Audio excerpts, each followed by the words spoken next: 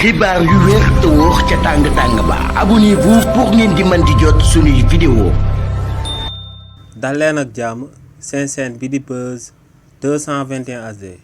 kii di Abdoulaye Diouf Sarr di ancien ministre de la santé et de l'action sociale ci régime président Macky Sall ci livre mu daal di fësal daal di koy dippee sans bruit daal dinay xamal sénégalais yi que ne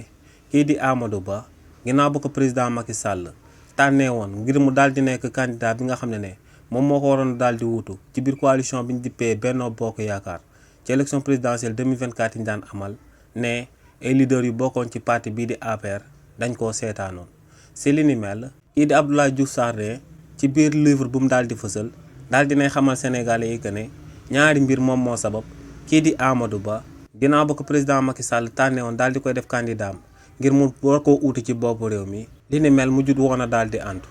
mais bu si jiitu moom mooy que ne président Macky Sall ginnaaw bañ demee woon ci cappaandaw ga ci élection présidentielle 2024 mi waroon a daal di amal dafa jëloon ndogal daal di dàq élection yooyee ne nag li ni mel moom moo sababoon askan wi fipp woon namoon a jàmmaarloog kii di président Macky Sall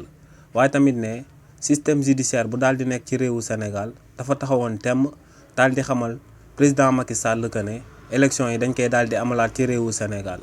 nee nag li ni mel moom moo sababoon ginnaaw bu président Macky Sall jàppaatee bés bi nga xam ne moom la ñu war a amalaat élection yi ci réewu Sénégal ba noppi daal di koy wax kookee di Amadou Ba ne mbir moomee dafa bettoon bu baax Amadou Ba ne kookee dafa foogoon que ne président Macky Sall sëgam jàppoon na bés jàpp date daal di dàq élection yi par la force si li ni mel la ñuy daal di jëm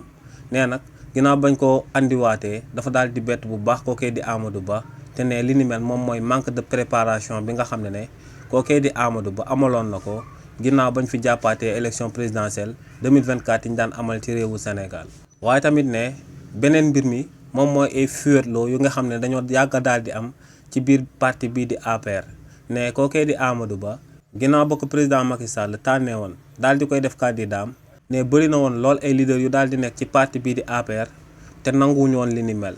ne ñooñee nag sëgg mënuñu woon a daal di défier autorité wu président Macky Sall. dañoo bàyyi woon kookee di Amadou Ba daal di nekk seen candidat waaye ne li ni mel musuleen a daal di neex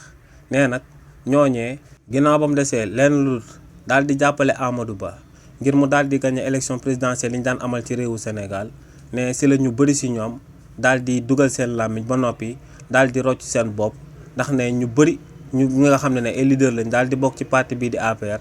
jàppale wu ñu woon kookee di Amadou Ba ci élection présidentielle 2024 yi ñu daan amal ci réewu Sénégal. te ne li ni mel daal dinay bokk ci lu sabab kookee di Amadou Ba waa parti bii di Pastef daal di koy gagné ci premier tour yi ci élection présidentielle yi ñu daan amal ci réewu Sénégal.